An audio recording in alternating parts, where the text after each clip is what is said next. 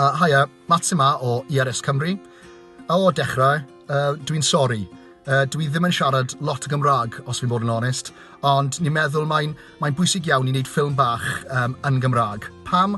Wel, ar hyn o bryd rydyn ni yng nghanol ein prosiect newydd clywed ein lleisiau. Rydym ni wedi siarad bobl ifanc yn y gogledd, y gorllewin, y de, ac yng canolbarth am addysg gwleidyddol.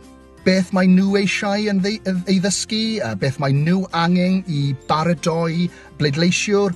Heddiw, dwi'n yn Pontypool, nawr ni'n siarad gyda bobl ifanc yn Ysgol Gyfun Gwynllyw.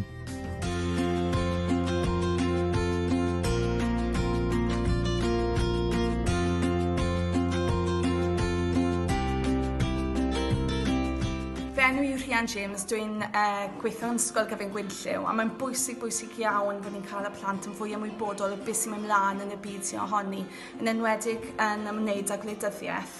Os ni moyn mwy o blant i bleidleisio yn y dyfodol, mae'n bwysig bod ni'n addysgu'r plant yn ifanc.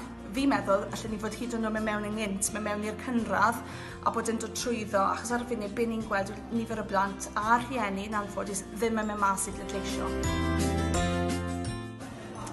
Mae ein syniad ni yw mae gwledydd yn dod i'r ysgol ac yn dysgu ni mwy amdano gwleidyddiaeth, ymgyrchol, pleidiau,